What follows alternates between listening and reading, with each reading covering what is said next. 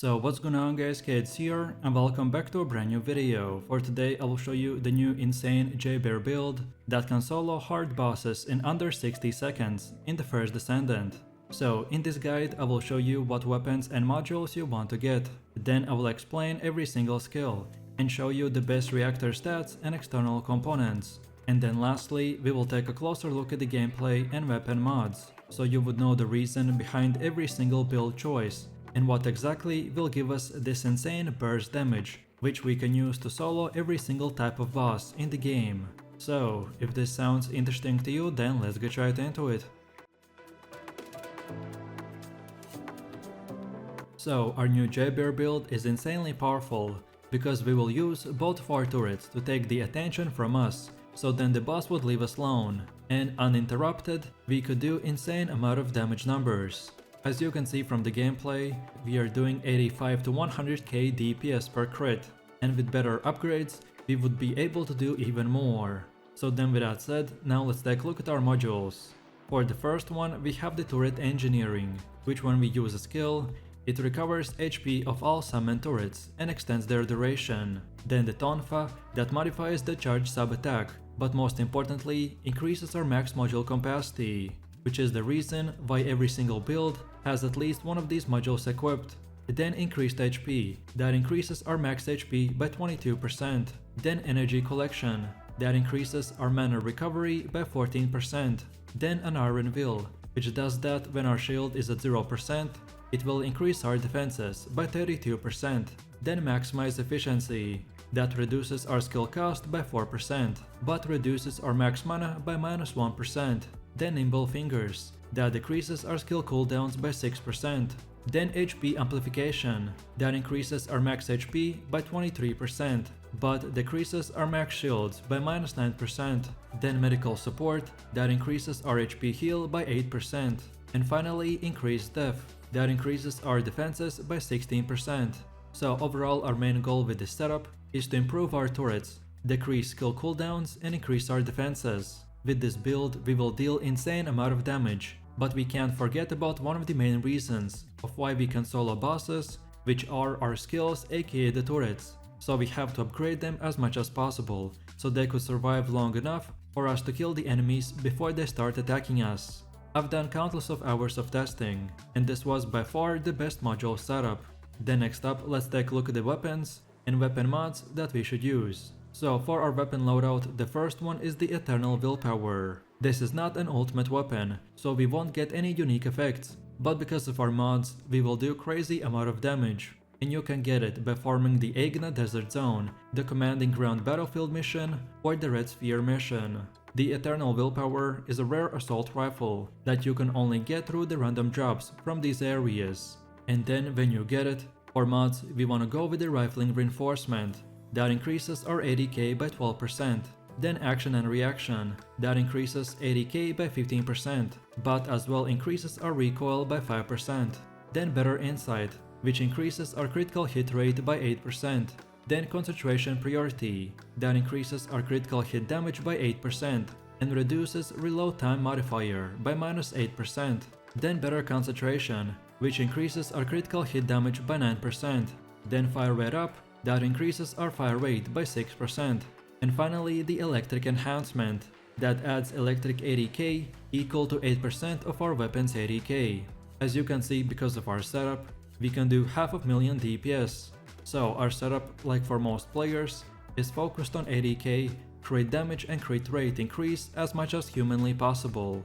Then for our second weapon, we wanna use the Nazestra's Devotion, which when you hit enemy weak points, it will apply a unique ability called the Devotion Mark, that reduces the enemy's defenses by 30% for 3 seconds. This weapon is very overpowered to just one-shot trash enemies, or to use them on boss weak spots. This ultimate weapon will require for you to reach Mastery rank level 1 before you can craft it with the Magister's Anus in Albion. To craft this weapon, you will need one Nazestra's Devotion, Polymere Synxium, then one Synthetic Fiber, then one Nano and one Blueprint, which all of them you can farm in the Vespers, Timberfall and in the Ancient Giant Tree mission.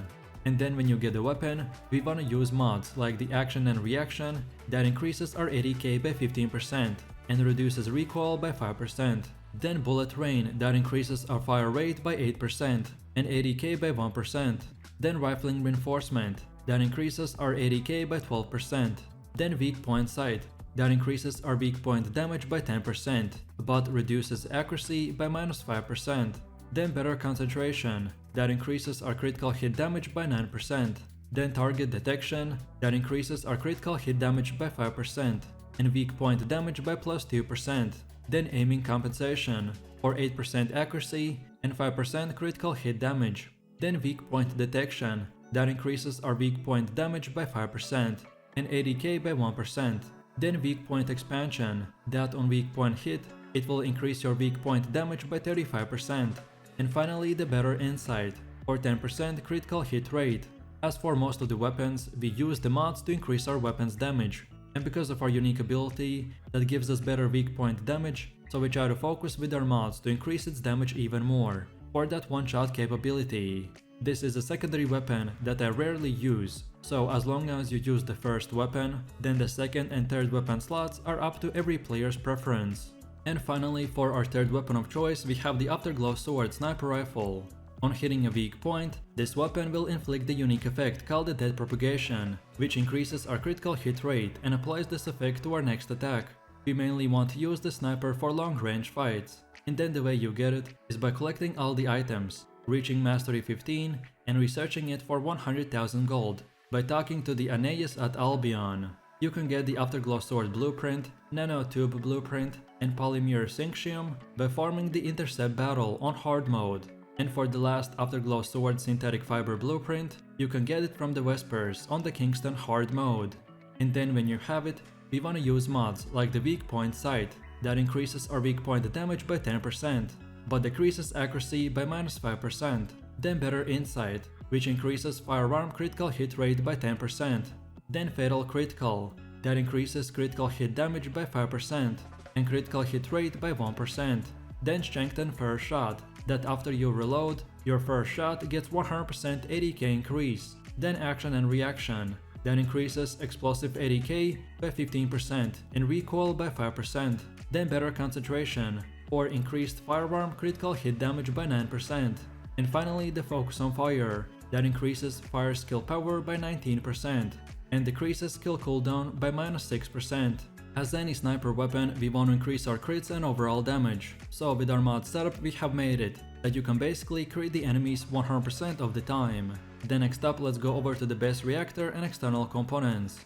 So your reactor is a very important item that determines your skill damage and can also include extra modifiers that buff certain aspects of your build. The better your reactor is, the more damage your skills will deal to enemies. I recommend prioritizing using reactor with a high skill power and a sub-attack power. Specifically, my best job that I got is this materialized phase reactor with the hand cannon condition, so it's perfect for our build. And then as for your external components, they're even more of an RNG, at least until you've played the game for long enough to find basically every possible combination with a good stat roll. For our build specifically, I recommend to get the Annihilation Auxiliary Power that increases our defenses and HP.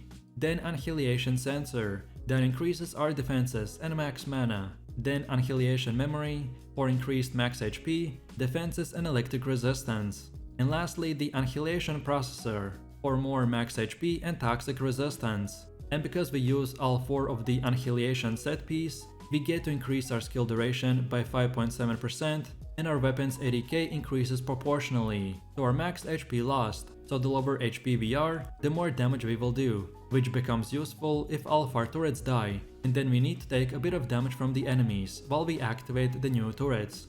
And finally, let's quickly take a look at our skills and when we should use them. The first passive skill is called the Turret Sync, that increases our ADK when Assault Rifle and Medical Turrets are both summoned. Then our first active skill is the Assault Turret, that summons an Assault Turret to attack the enemy. Then the second one is Medical Turret, that summons a Medical Turret to heal allies and distract enemies. Then Multipurpose Gun, that changes your gun to a multipurpose one. If hit by a multipurpose gun, then the turret enters an enhanced state. And finally the Reactivate, that recalls all summoned turrets and inflicts powerful damage to the nearby enemies. After using the Total Recall, you enter the Overhaul state, when the turrets are summoned in their enhanced states. So overall, as you can see, Our gameplay loop consists of activating both the medical and assault rifle to distract enemies and give us damage buffs. Then we just deal damage, and when our turrets start getting low HP, then we use the multi-purpose gun. Then we use the recall for AoE damage and enhancement. Then we summon turrets back and rinse and repeat. By summoning both turrets, we distract enemies. Then by using a multi-purpose gun, we enhance them and extend the duration. And finally, by using the reactivate, we get to do insane AoE damage and get our turrets back up quickly. This combo allows us to basically get insane damage buffs while keeping our turrets alive 24/7, and that's about it. So with that said, I really do appreciate everyone for watching, guys, and I hope you enjoyed it. If you have any questions or suggestions, then feel free to leave your comments in the comment section down below. And while you're doing that, please click like, subscribe and enable that notification bell, so this way you could support the channel and not miss any more amazing content. With that said, you have an amazing day and I will see you in the next one, so take it easy, peace.